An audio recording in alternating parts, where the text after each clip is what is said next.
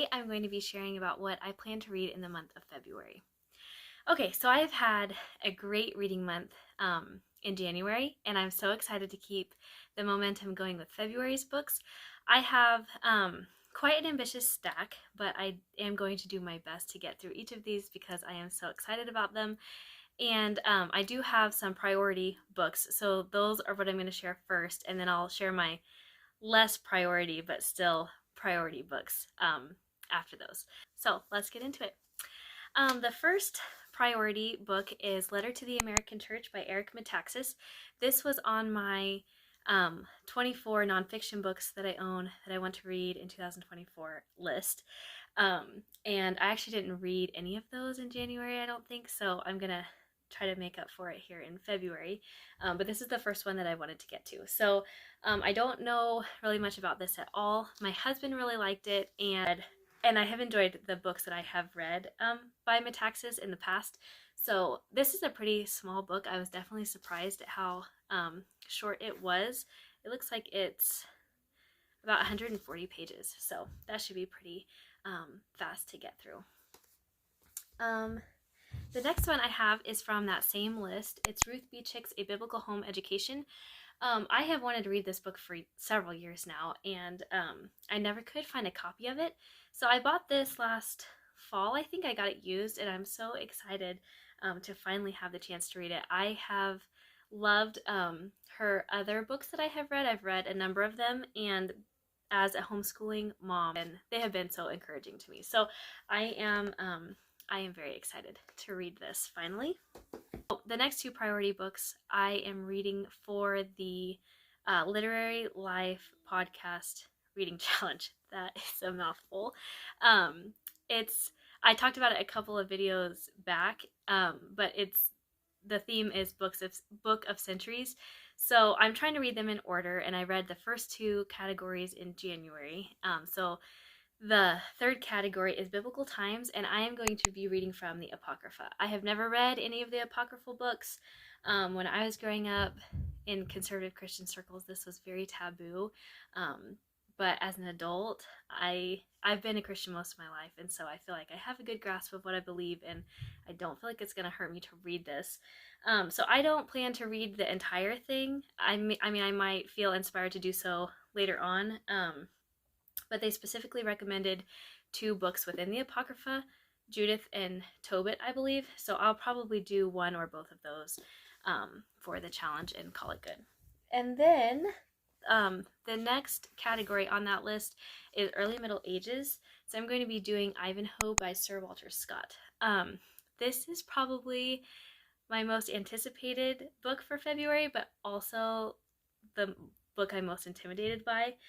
It's not really that it's that big. I mean, my edition is about 425 pages, but I don't really know what I'm getting into, and I think that's kind of what scares me a little bit. So I loved his Lady of the Lake that I read last year. It was on my favorites of 2023 list, but this is nothing like that at all. So I assume that the writing will be just as engaging, but that was an epic poem, and this is just written in prose. So I don't really know what I'm getting into, but I am excited to finally have a chance to read this.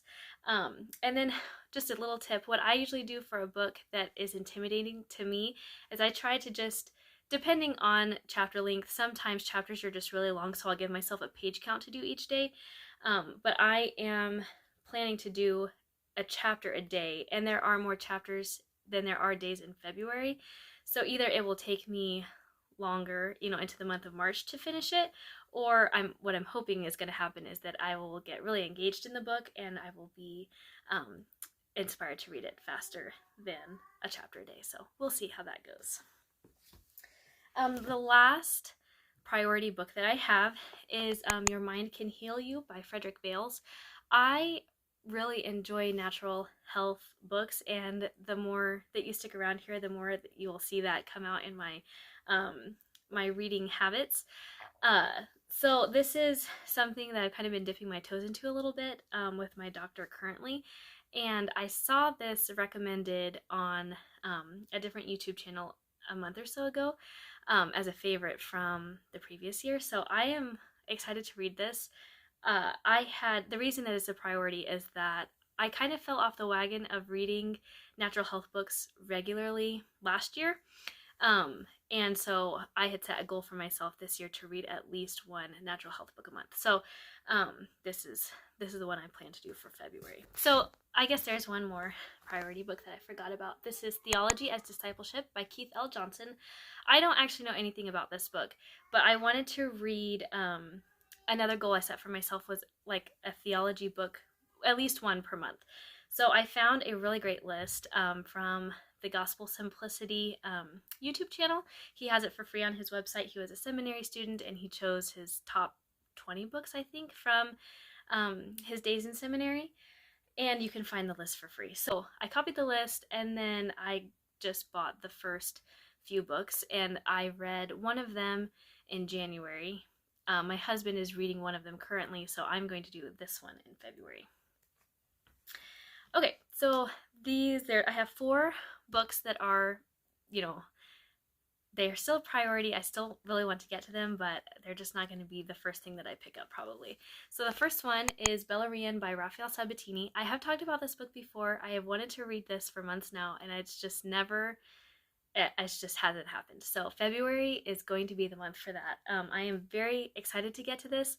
I had started it last fall, but it just felt like a cozy winter book to me. And so I put it down after just the first couple of chapters. And now we're almost into February, and I'm afraid I'm not going to get it done before winter's over if I don't read it now. So I don't know too much about this book.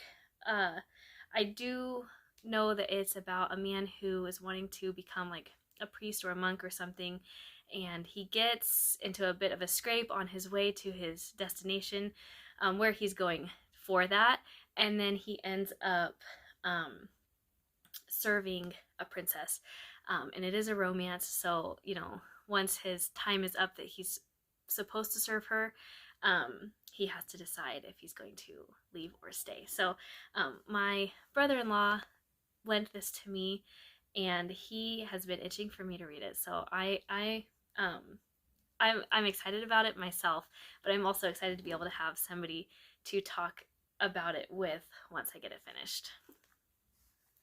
All right, so the next one I have is Hannah Coulter by Wendell Berry. So I have actually read this. I read this maybe 5 or 6 years ago. I remember loving it. I remember crying, but I read it really fast and I didn't soak it all in, and so I actually cannot remember a lot of the story. So I know it's about a woman named Hannah at the beginning of the book. She's an old woman and basically just recounting her life, her very hard life. She went through a lot of things.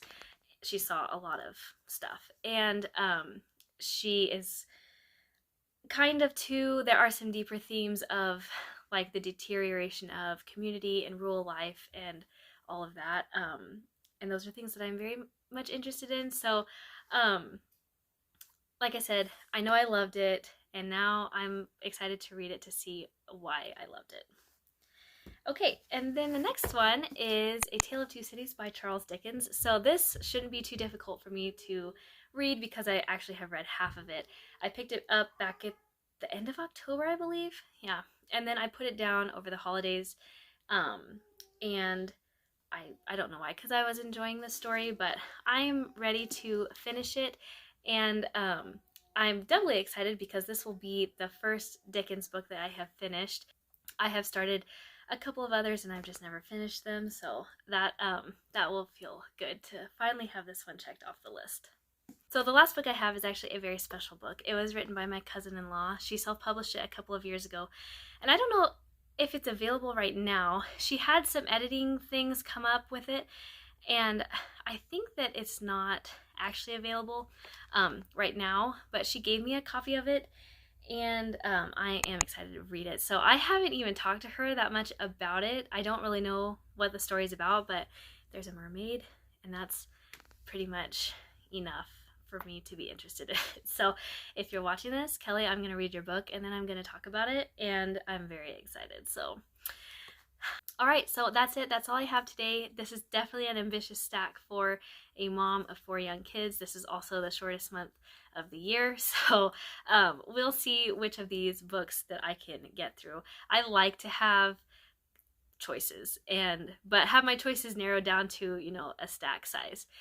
So I'd love to hear what you plan to read in February, and I will hopefully be back at the end of the week to share the books that I read in January. There have been some great ones, so stay tuned for that. Thanks for stopping by. My current